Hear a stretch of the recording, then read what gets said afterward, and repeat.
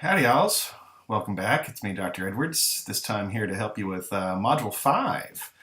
What is it worth putting value in cultural heritage, human remains, in material culture? Wow, that's a meaty chunk, shall we say.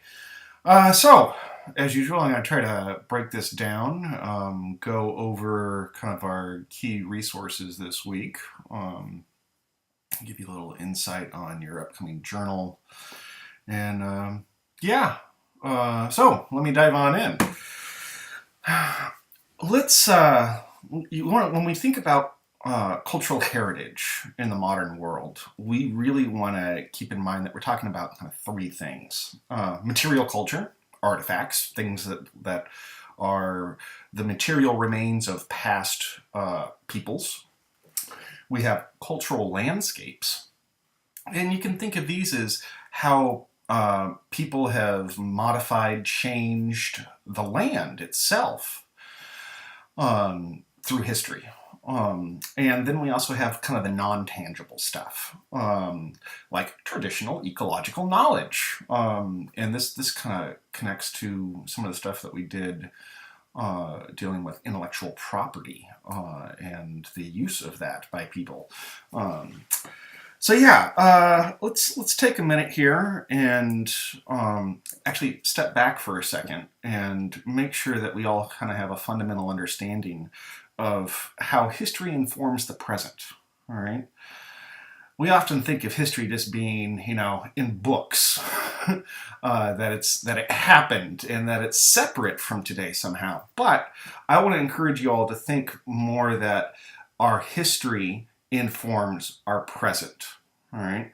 Now, I'm going to give you a bit of a lowdown on a key contributor to this. Is actually the father of American anthropology. His name was Franz Boas.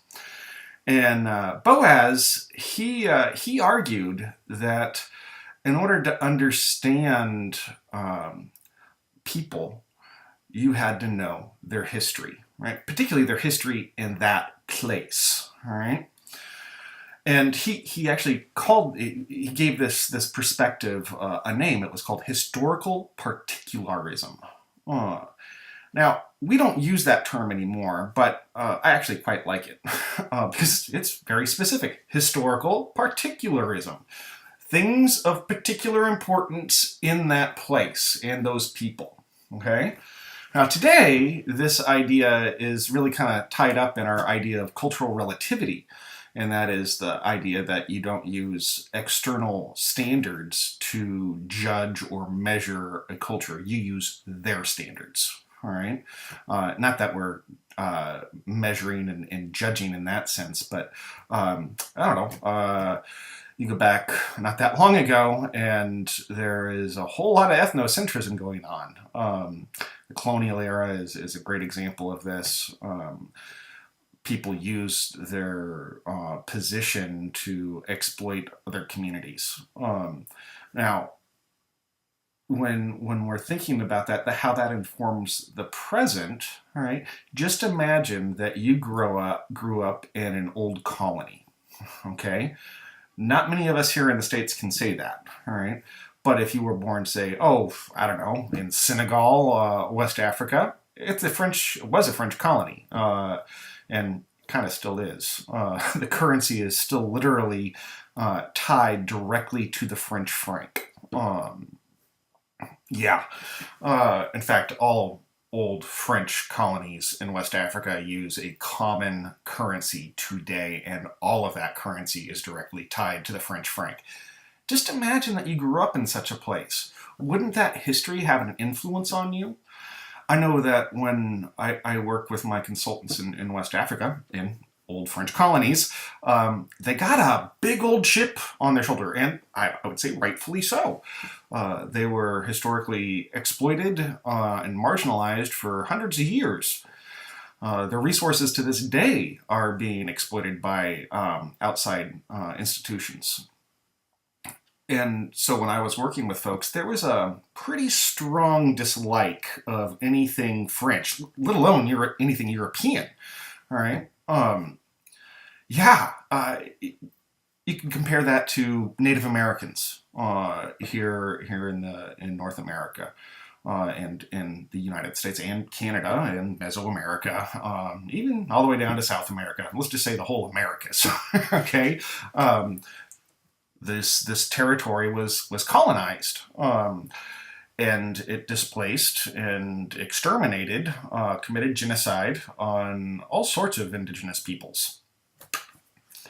Now, I have a bit of background. I was born in Kansas, of all places, and my mom actually used to teach at the Haskell Junior College, which is an old Indian boarding school. This is a place where Indian boys and girls, Native American, would be packed up and shipped off to be assimilated into dominant American culture.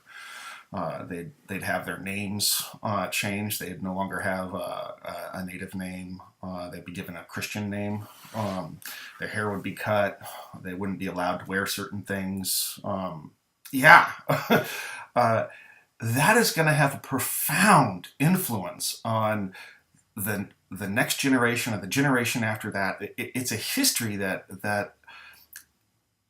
literally informs your world perspective. Okay.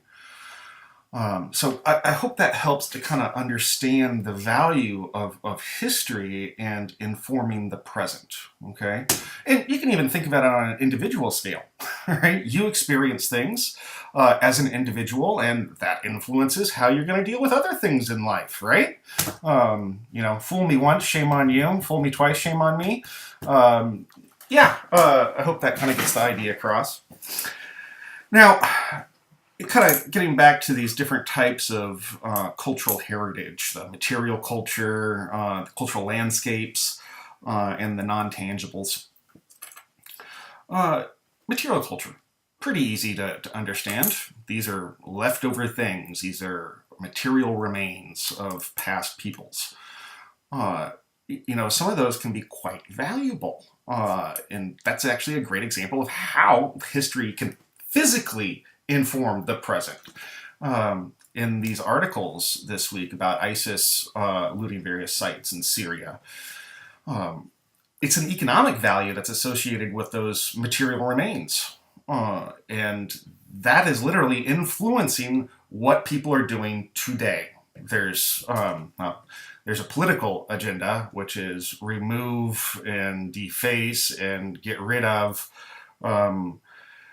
history that ISIS does not agree with. I think that's a polite way of saying it. And let's be really clear, when we talk about ISIS, we're not talking about Islam in general. No. We're talking about the Islamic State. And this is radicalized fundamentalism. This is not the norm within Islam or throughout the Islamic world. Indonesia is actually the highest per capita nation with practicing Muslims. Much of sub-Saharan Africa has significant Islamic associations. The Middle East as well. North Africa. Morocco, Libya, Tunisia, Egypt. So this history can how to put this? People for a really long time have been rewriting history by getting rid of certain things. Great example. The Victorians, the British during the Victorian era, and exploring Egypt, right? Early Egyptology and stuff like that. An exploration of ancient Rome and Roman sites. Well, the ancient Egyptians and Romans, they had some freaky stuff that the Victorians weren't so down with. It rubbed against their cultural values, and they actually intentionally destroyed a lot of it. And it was all political. You could compare that to ISIS's actions today. Same with Al-Qaeda, the Taliban. In fact, was it back in the 90s? Oof. or maybe early 2000. The date's not important. You can look it up. But there's a site in Afghanistan of these two giant Buddhas, and the Taliban blew them up, and it was a political statement. There's kind of the other side about the economic associations with this material culture. Some artifacts are worth a lot of money, lots and lots of money, and people, put a high demand on them. Now, there's also a lot of international bodies of law that regulate the trade in these. Going back to those Victorians, lots of the things that they did like, right? They didn't destroy the things that they liked. They kept those and they put them in museums in Europe. Some of the greatest Egyptian collections are in London, right? Not in Cairo. And there's actually been a long ongoing conflict and kind of battle for repatriation of these ancient Egyptian artifacts.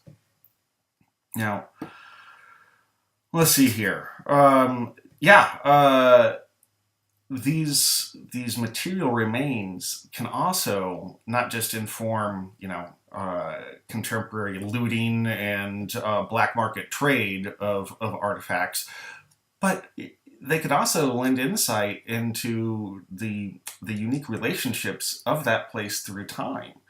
Sometimes those are things that the powers that be might want to highlight in particular ways, or kind of downplay, or even destroy. That may be geared towards supporting a particular political agenda. Let's see here. Looking at my notes. A couple of other good examples of fundamentalists destroying key cultural heritage. Timbuktu. In case you didn't know, it is a real place. Lots of people think it's a myth, but no, it really exists, and it's located in Mali, West Africa.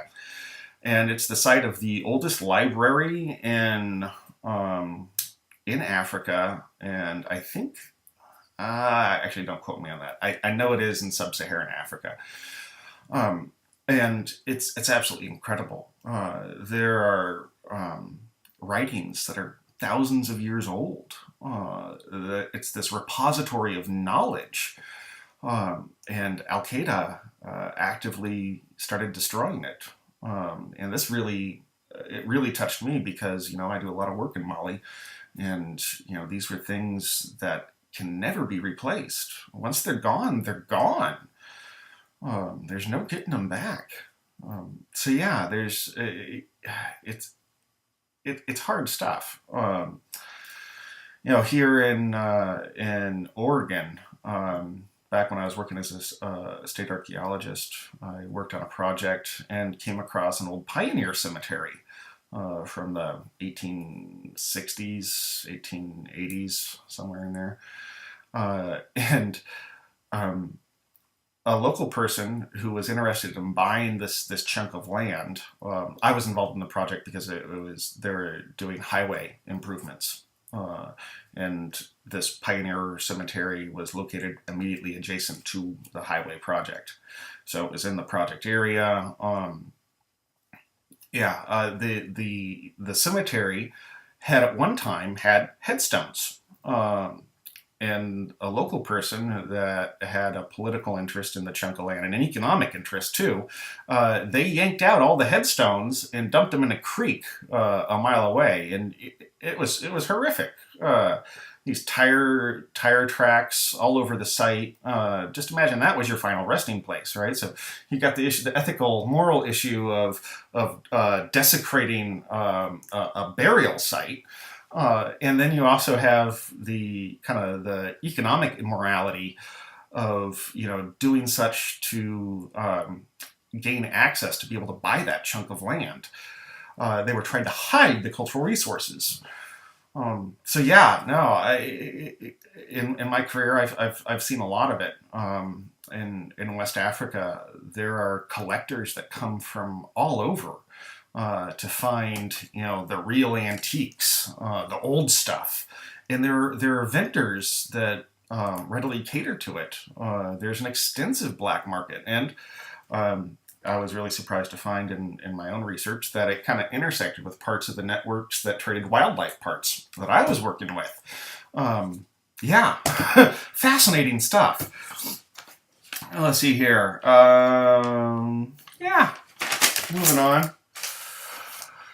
Oh yeah, check out the satellite imagery of the sites in Syria. You can see a before and after of the physical impacts that occur on these historic sites. Some of them are protected by international law, but that's kind of it's an institution, but doesn't necessarily have the force to enforce its standards, its regulations.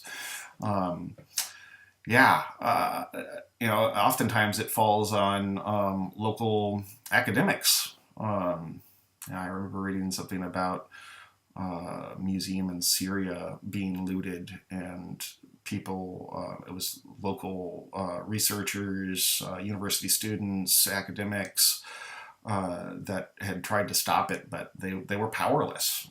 They had no means. If somebody's pointing a gun at you and says, I'm going in there and I'm taking that stuff, and I'm sorry, my life's more important, I guess, when it comes to that. Yeah, I'm not saying that sarcastically. I mean that literally. I'm not sure I'd give up my life for a piece of material culture. I'm not sure anybody would. Anyway, yeah, so be sure to check out those satellite images. They're really revealing, and you can see the looting holes, just like craters on the moon. We'll see here. We also had a reading about more on anthropology and tourism. A lot of this week doesn't actually get into tourism, so this is just kind of extending off of the stuff we did last week. The articles, Anthropology and Tourism, Past Contributions and Future Theoretical Challenges.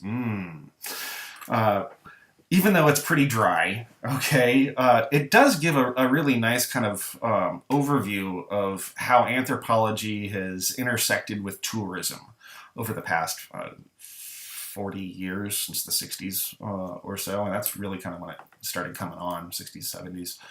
And when it really comes down to it, anthropology is about people and tourism's about people. So they're pretty good. Anthropology is well suited to research and understand all the processes, interactions, relationships involved in tourism. So that's a key thing that you want to take away, that anthropology is well suited to it. You can look at anthropology trying to define tourism, and we really try to focus on the interconnectedness, tripping over my tongue, of political, natural, economic, and social environments. All right, when tourism happens, it's not in a vacuum. Okay, when people go from one place, right, to another place, they engage and interact in these elaborate economic and political systems, whole, economies can be born out of it. The hotel industry, the tour guides, safaris, ecotourism. It's big business. In fact, it's so big that tourism is often kind of a key thing that some groups, some cultures, some nations, some communities try to leverage in a positive way, often under the descriptor sustainable development, all right? That you can benefit from these outsiders coming in and spending money. You can use that money to develop your local infrastructure, education, political system, you name it. Now, if you're interested in that, I really suggest you check out the work on resilience theory, building resilience. There's some interesting connections between tourists and Resilience is all about the ability to kind of snap back when you're kind of pushed out of alignment to come back true. And you can develop social, cultural support systems, which really encourage that to happen. So this helps address issues of change. Oftentimes we see tourism in strict colonial perspective, what the article calls, let's see here, what do they call it? The cultural commoditization model and the political economy perspective. These really kind of highlight that you have elites that are exploiting other communities. So, some meaty stuff. Now, as an environmental anthropologist, some of the stuff that I do, consultancy work, kind of focuses in on the sustainable development side of things. It's often closely associated with ecotourism. I think before I told you a bit about Madagascar and how it's presented in various ways which encourage tourism. What I find really interesting is that it's you can't just think about it in positive or negative. It's not a strict binary, all right? You really want to kind of think about it in subtle shades of gray. Okay, it's not black or white. It's all gray, and a lot of that grayness only is understandable through certain perspectives. Let's see here. Somebody, I'll use Madagascar again. Ecotourism, pretty big deal. Lots of folks coming in for it. Hotels get built. You have all the support staff for the hotels. And oftentimes, rural communities will have somebody that, may serve as a tour guide. That tour guide is going to see a lot less of the benefits, the economic benefits, the financial gains out of the tourism process than the person that is working in the hotel. All right. So there's this real inequality, inequity. It's not fair. But you can only really understand that the issue of fairness if you're in a local perspective, or from a local perspective, because the person that works in the hotel is going to say like, no, this is my right. This is how I better myself. This is how I support my family. This is my main means of making a living. And the other person at the other end, say the tour guide that's out in the bush, he might say the same things, but he's not seeing the same return, if you would. And they might have feelings about that. But again, that's going to be really individualistic. If you could see specific examples in multiple locations, you could begin to identify a particular pattern, and then that pattern might support certain, I don't know how to say it. You could see it more clearly as negative or positive, based on the positionality of the people involved. Okay, enough about tourism. Moving on, you have your Module 5 journal. And yeah, this is an interesting one. I'm not going to read through the whole thing here, but essentially you have 3 different types of media: billboard, television ad, and an internet banner, which are all kind of oriented towards advertising archaeological sites, cultural resources. Okay, and you're asked to kind of perform an analysis. You want to start with reading over each of these 3 media sources and media outlets. And then there's some questions listed on the rubric. All right, hint, hint, wink, wink. Have the rubric in hand, okay? Such as, what is each of these advertisements trying to accomplish? What's its goal? What's its end? What's it oriented to do? Um, who is the perceived audience? Who is this ad speaking to? Um, let's see here. Is there anyone who would not enjoy the message? So, well, it may be speaking to a particular audience. How is it going to be received by that audience, right? Or, expand your idea of audience that you'll have, those that are really into it and those that aren't. Okay. Yeah, it's getting you to think beyond the surface. All right. These are good questions for critical thinking.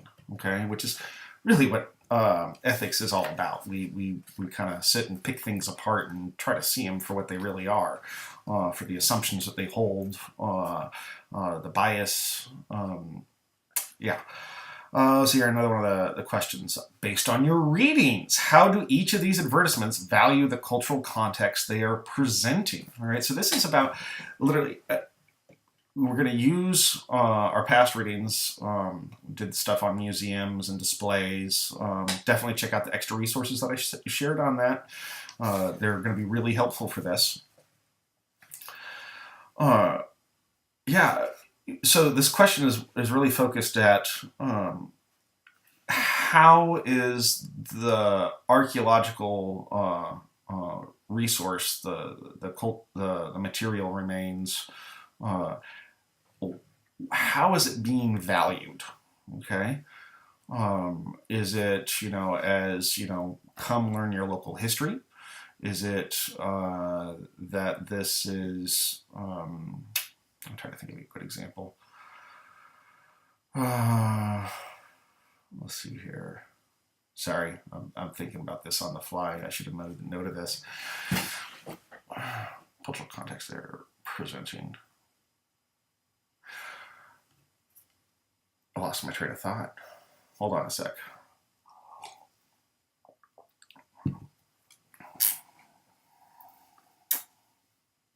Oh, this is kind of embarrassing. Complete brain fart moment. Bear with me a second, folks.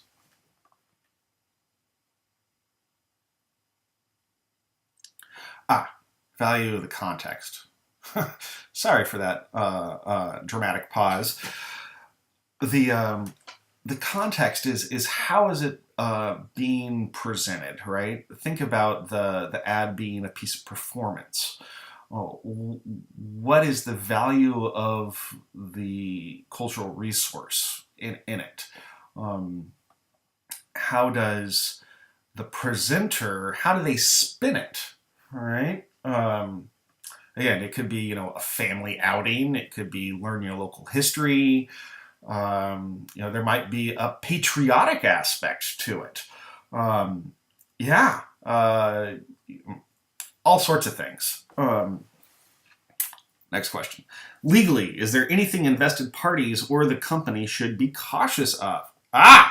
This is all about conflict. You got to be careful how you present things and who you present them to, because sometimes it can come around and bite you in the what.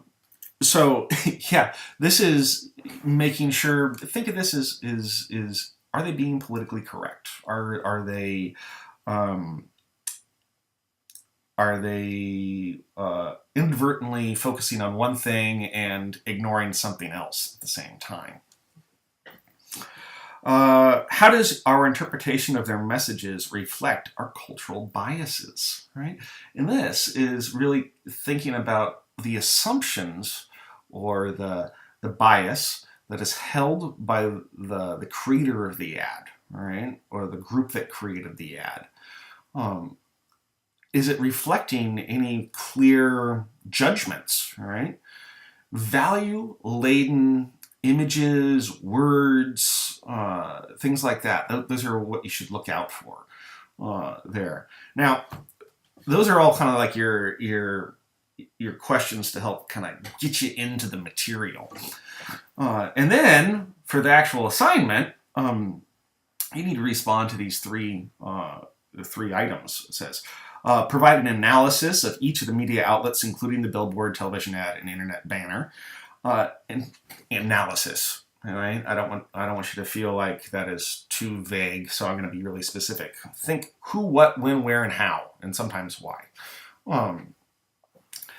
because if you look at our rubric, if you actually look at the critical elements in it, you're going to want to provide a brief description and analysis of each of the media outlets, okay? And an analysis is you need to assess them, okay? Some of those questions that I listed before, those are great means of assessing them. Then you're going to discuss the two questions, discuss two or more of the questions provided above, right? So let's get into that. Paying particular attention to the ethical dimensions of the questions. Now, the ethics here is thinking about who is presenting and why are they presenting it that way. Might they be, taking that bias into consideration? Are they spinning things a particular way? Are they ignoring glaring things? And what is the effect of such actions? All right, that's kind of where the ethics lies in it. What effect does it have? If I'm, was one second that they have was it an image of a Native American? Why is that being used that way? Are there kind of symbolic images of certain groups having certain privileges that others don't? If you peel that apart, ethics is right in there. And then you're going to make one recommendation for one of the media outlets, right? What they should do to deal with their issues. So I hope that helps. And again, as always, if you have any questions, any concerns, anything at all, don't you hesitate. You just give me a call, shoot me an email. I'm here to help you with any and everything that I can. Been great chatting. You all have a great day. Bye.